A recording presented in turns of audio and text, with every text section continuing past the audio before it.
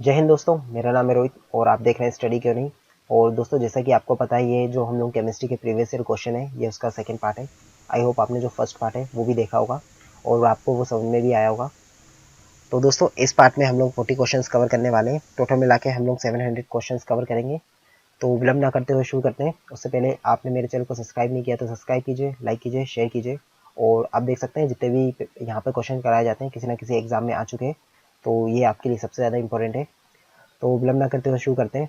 परमाणु जिसमें प्रोटॉनों की संख्या समान है परंतु न्यूट्रॉनों की संख्या भिन्न भिन्न है, क्या कहलाती है? अगर दोस्तों किसी परमाणु में जो प्रोटॉनों की संख्या समान है तो उनको हम लोग समस्थानिक कहते हैं। समस्थानिक ऐसी संख्या होती है जिनमें जो परमाणु संख्या है यानी परमाणु क्रमांक है वो समान है, परंतु उनमें जो परमाणु भार या फिर परमाणु में जो न्यूट्रॉनों की संख्या है वो भिन्न भिन्न होती है।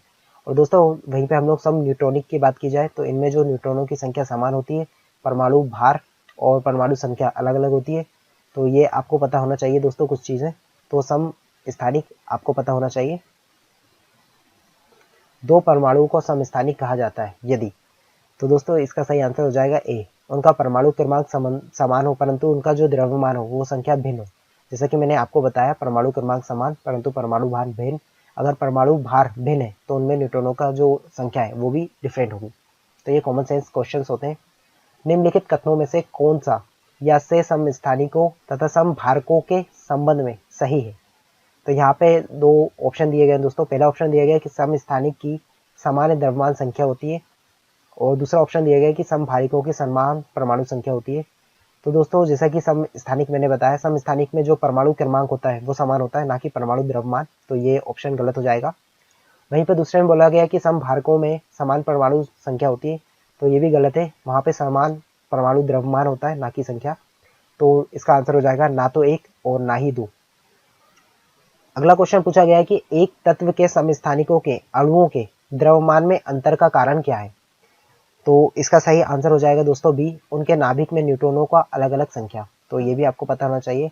समस्थानिक यानी उनमें न्यूट्रॉनों की जो संख्या है वो अलग अलग है, या फिर उनके जो द्रव्यमान है वो अलग अलग है।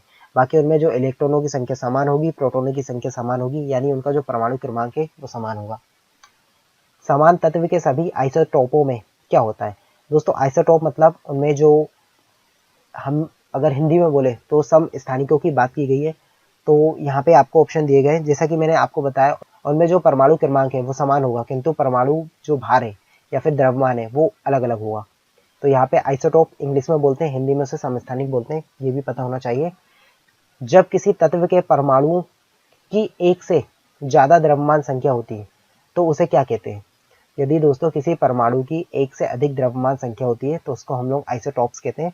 जैसा कि अभी मैंने बताया, यानी उसको हम लोग समस्थानिक कहेंगे, क्योंकि समस्थानिक में आपको पता है परमाणु क्रमांक समान परंतु परमाणु द्रव्यमान भिन्न होता है। आइसोटॉप के रासायनिक गुण। तो दोस्तों, जो आइसोटॉप के रासायनिक गुण होते हैं और वो समान होने चाहिए, तो ये भी आपको पता होना चाहिए। हाइड्रोजन के रेडियो सक्रिय समस्थानिक को क्या कहते हैं?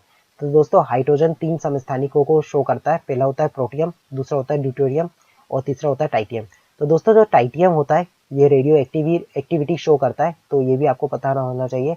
और दोस्तों, जो ड्यूटेरियम होता है, अगर हम लोग पानी के 5000 अणुओं की बात की जाए तो उसमें एक अणु ड्यूटेरियम का पाया जाता है, जिसको हम लोग नॉर्मली D2O लिखते हैं और इसे ही हम लोग भारी जल के नाम से जाना जाता है। और दोस्तों, वहीं पे मैं हाइड्रोजन के समस्थानिक बता दूं। सबसे पहले प्रोटियम की बात की जाए तो दोस्तों, जो प्रोटियम होता है इसका परमाणु क्रमांक 1 और परमाणु भार भी 1 होता है और इसमें जो न्यूट्रॉन है वो नहीं पाया जाता। जैसा कि मैंने बताया, परमाणु द्रव्यमान में से आप परमाणु क्रमांक माइनस कर देंगे तो न्यूट्रॉन की संख्या प्राप्त हो जाएगी, परंतु यहाँ पे न्यूट्रॉनों की संख्या शून्य होगी। अगर आप एक में से एक माइनस करेंगे तो शून्य आएगा। वहीं पे अगर हम लोग दूसरे समस्थानिक की बात की जाए तो दोस्तों, उसमें जो परमाणु क्रमांक है वो तो सेम होगा, परंतु परमाणु भार यहाँ पे 2 हो जाता है, यानी परमाणु द्रव्यमान 2 है। तो यहाँ पे न्यूट्रॉनों की संख्या भी आपको पता होना चाहिए, वो 1 होगी, और जिसे हम लोग ड्यूटेरियम कहते हैं। और तीसरा होता है दोस्तों टाइटियम, जिसमें परमाणु क्रमांक तो 1 होता है परंतु परमाणु भार 3 होता है और यहाँ पे न्यूट्रॉनों की संख्या 2 होती है। तो याद होना चाहिए, आपको पता होना चाहिए कि जो टाइटियम होता है रेडियो एक्टिविटी शो करता है और साथ ही इसमें जो न्यूट्रॉनों की संख्या 2 होती है और इसका परमाणु भार 3 होता है। तो दोस्तों, ये हाइड्रोजन के समस्थानिक है। समभारकों में होता है। तो दोस्तों, जो समभारकों में जो परमाणु द्रव्यमान होता है वो समान होता है, परंतु उनमें जो परमाणु संख्या होती है वो भिन्न होती है। तो यहाँ पे आप देख सकते हैं, जो पहला ऑप्शन है वो हमारे जो वाक्य उससे मैच कर रहा है, मतलब समान भार होगा परंतु जो परमाणु क्रमांक होगा वो डिफरेंट होगा। इलेक्ट्रॉनों की समान संख्या वाले परमाणु अणु आयन होते हैं। तो दोस्तों इलेक्ट्रॉनों की समान संख्या वाले परमाणुओं को हम लोग क्या कहते हैं? तो दोस्तों इनको कहा जाता है आइसो इलेक्ट्रॉनिक, यानी समान परमाणु इलेक्ट्रॉन। दो तत्व कैल्शियम जिसका परमाणु क्रमांक 20 होता है और ऑर्गन जिसका परमाणु क्रमांक 18 होता है, दोनों के जो द्रव्यमान होता है वो 40 होता है। तो ऐसे तत्वों को क्या कहा जाएगा? तो ऐसे तत्वों को हम लोग समभारिक कहेंगे, क्योंकि इनमें जो परमाणु क्रमांक है वो तो डिफरेंट है परंतु जो परमाणु भार है वो एक जैसा है। किसी परमाणु के उच्चतम ऊर्जा स्तर में स्थित इलेक्ट्रॉनों को क्या कहा जाता है? तो दोस्तों इसका सही आंसर हो जाएगा सी, यानी उसको संयोजकता इलेक्ट्रॉन्स कहा जाता है।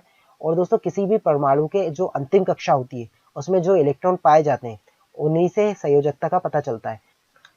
किसी तत्व के रासायनिक गुणधर्म किस पर निर्भर करते हैं?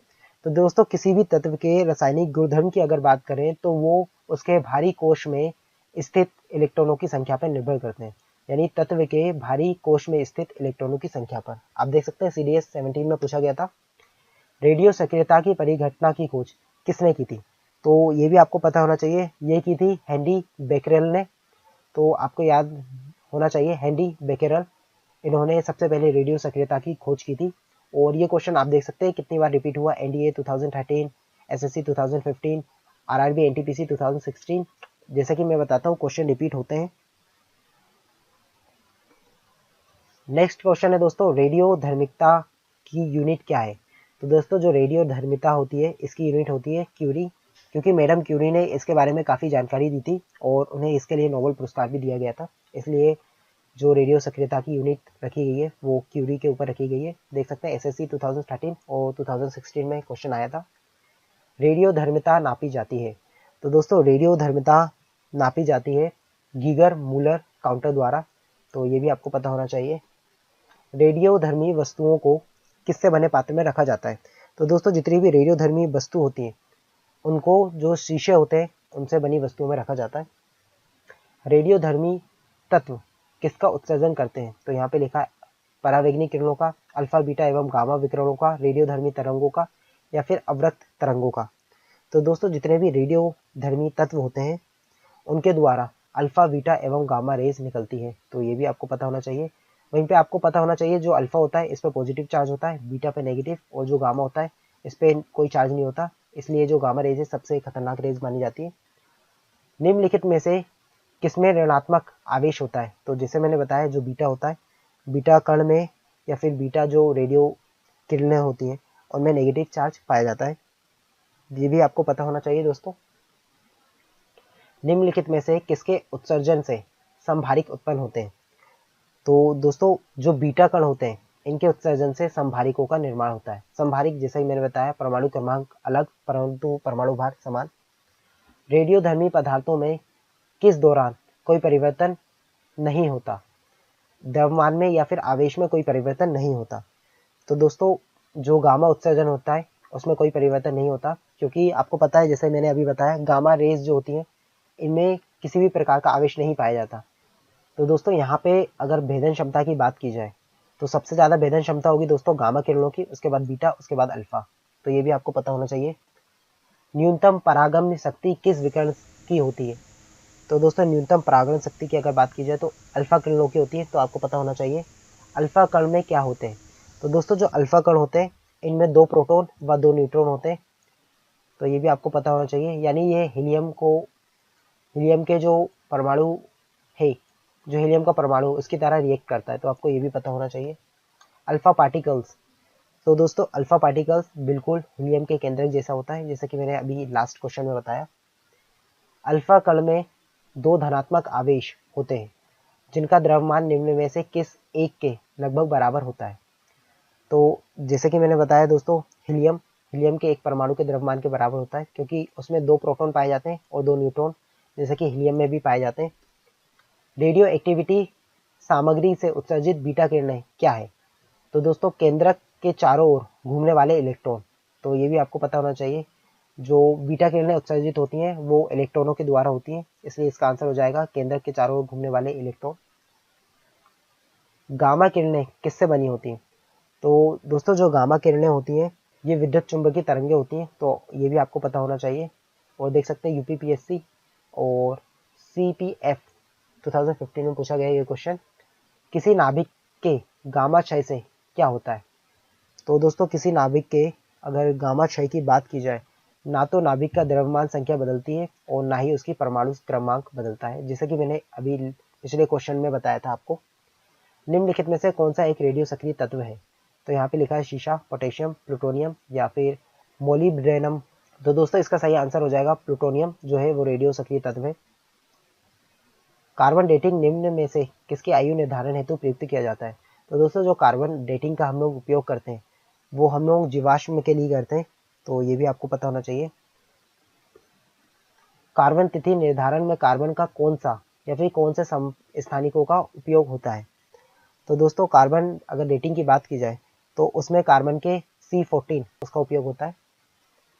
एक रेडियोधर्मी पदार्थ के अर्ध आयु 10 दिन है, तो इसका अभिप्राय यह है कि, तो दोस्तों पदार्थ का जो विघटन है वो 20 दिनों में हो जाएगा, तो ये आपको पता होना चाहिए, क्योंकि फिर आपको 10 का फिर आधा करना पड़ेगा तो 5 हो जाएगा, 5 का आधा फिर करना पड़ेगा, तो इस प्रकार से ये साइकिल चलती जाती है। अर्धायु काल मतलब उसकी जो आयु है वो आधी होती जाती है, तो ये भी आपको पता होना चाहिए। रेडियोधर्मी पदार्थ का आधा जीवन काल 70 दिन का है, उसी पदार्थ का 1 ग्राम कितने दिनों के बाद 0.25 ग्राम रह जाएगा? तो इसका सही आंसर हो जाएगा दोस्तों 140 डेज के बाद। किसी रेडियो सक्रिय पदार्थ सोडियम की अर्धायु 1600 वर्ष है, कितने वर्षों के बाद रेडियो सक्रिय पदार्थ का 25% अंश बच जाएगा? तो दोस्तों इसका सही आंसर हो जाएगा 3200 साल। और इससे क्वेश्चन अक्सर पूछे जाते हैं, ये भी मैंने आपको केमिस्ट्री में कवर करवाया है, आप वहां पे जाके देख सकते हैं। रक्त कैंसर की रोकथाम में प्रयोग किए जाने वाले रेडियो समस्थानिक है। तो दोस्तों जो रक्त कैंसर होता है उसमें हम लोग कोबाल्ट का यूज करते हैं, तो आपको पता होना चाहिए। निम्नलिखित में से कौन सा सुमेलित नहीं है? तो दोस्तों इसका सही आंसर हो जाएगा गोल्ड। 190 रेटिना दोष के उपचार के लिए किया जाता है। बाकी दोस्तों ये जो आपको ऑप्शन दिए गए ये सही ऑप्शन दिए गए, जैसे कि कोबाल्ट का जो हम लोग उपयोग करते हैं वो कैंसर के लिए करते हैं, आयोडीन का थायराइड में जो कैंसर हो जाता है उसके लिए, फॉस्फोरस का यूज जो करते हैं वो दोस्तों श्वेत रक्त कणिकाओं में उपचार के लिए किया जाता है। परंतु दोस्तों जो गोल्ड है उसका उपयोग रेटिना दोष के उपचार के लिए नहीं किया जाता। कोबाल्ट 60 आमतौर पर विकिरण चिकित्सा क्योंकि यह उत्सर्जित करता है। दोस्तों जो कोबाल्ट 60 होता है इससे गामा किरणें उत्सर्जित होती हैं, तो आपको पता होना चाहिए। दोस्तों यहाँ पे आपको सूची दी गई है और आपको यहाँ पे सुमेलित करना है कि कौन किसका सही आंसर हो जाएगा। तो दोस्तों जैसे कि यहाँ पे दिया गया यूरेनियम समस्थानिक, दोस्तों जो यूरेनियम समस्थानिक है इसका हम लोग यूज ईंधन के लिए करते हैं, तो ये आपको पता होना चाहिए। तो यूरेनियम का यहाँ हो जाएगा ईंधन के लिए। कोबाल्ट के समस्थानिक का उपयोग दोस्तों कैंसर के उपयोग के लिए किया जाता है, यानी कैंसर के उपचार के लिए किया जाता है कोबाल्ट का, तो यहाँ पे हो जाएगा कैंसर के उपचार। आयोडीन का हम लोग जो थायराइड होती है उसके लिए किया जाता है, यानी इसका हो जाएगा गलकंड। और जो रेडियम है इसका हम लोग द्वितीय कैंसर उपचार के लिए किया जाता है। तो यहाँ पे आप थोड़ा आपको अगर 2-3 ऑप्शन भी पता हो तो आप इसका सही लगा सकते हैं। किस प्रकार की अभिक्रिया से सबसे ज्यादा हानिकारक विकिरण पैदा होती है? तो दोस्तों यहाँ पे ऑप्शन दिया गया है संलयन अभिक्रिया, विखंडन रासायनिक अभिक्रिया या प्रकाश रासायनिक अभिक्रिया। तो इसका सही आंसर हो जाएगा दोस्तों बी, यानी विखंडन अभिक्रिया से सबसे ज्यादा हानिकारक रेज उत्पन्न होती है। तो दोस्तों ये वीडियो यहीं पे समाप्त हुई। आई होप आपको जो सेकेंड पार्ट था वो भी समझ में आ गया होगा। हम लोगों ने 80 क्वेश्चंस कवर कर लिए, हमें 700 क्वेश्चंस कवर करने। तो आई होप आपको ये वीडियो है जो समझ में आ रही होंगी। और यहाँ पे देख सकते हैं आप जितने भी क्वेश्चन है किसी ना किसी प्रीवियस ईयर में आए हुए हैं। तो आई होप आपको ये वीडियो अच्छी लगी होगी। अगर अच्छी लगी तो मेरी वीडियो को लाइक कीजिए, सब्सक्राइब कीजिए, शेयर कीजिए। मिलते हैं नेक्स्ट वीडियो में दोस्तों। जय हिंद।